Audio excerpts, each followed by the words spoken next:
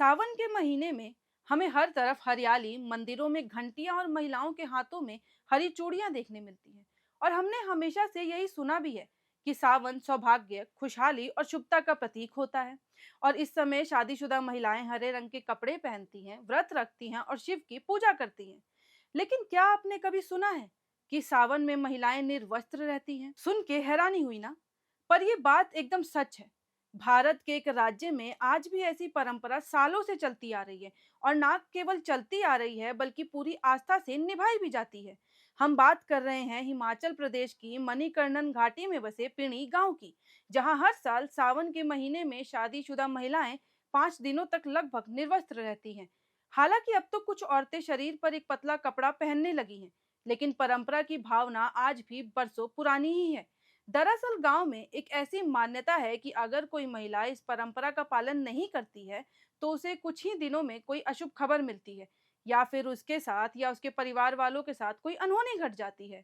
और इन 5 दिनों में पति पत्नी एक दूसरे से पूरी तरीके से इसलिए दूरी बना के रखते हैं, ना कोई बातचीत और ना ही साथ बैठना।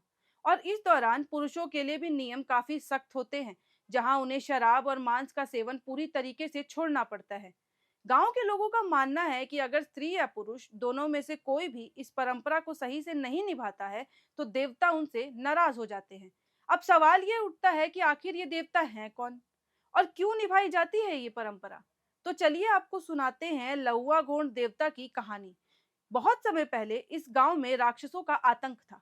हर सावन में वो आते थे और गांव की सबसे सुंदर, सबसे सजी धजी महिला को उठा ले जाते थे, जिसकी वजह से हरदम गांव में डर और मातम पसरा रहता था। तभी लाहुआ घोट देवता पिणी गांव आए। उन्होंने राक्षसों को ललकारा और उनका अंत कर दिया, जिसके बाद गांव को राक्षसों से मुक्ति मिल गई। लेकिन देवता ने उस वक्त पर एक शर्त रखी थी। वो शर्त ये थी कि जब तक महिलाएं सादगी में रहेंगी, जब तक पति पत्नी संयम रखेंगे, तब तक मेरी कृपा पूरे गांव पर बनी रहेगी।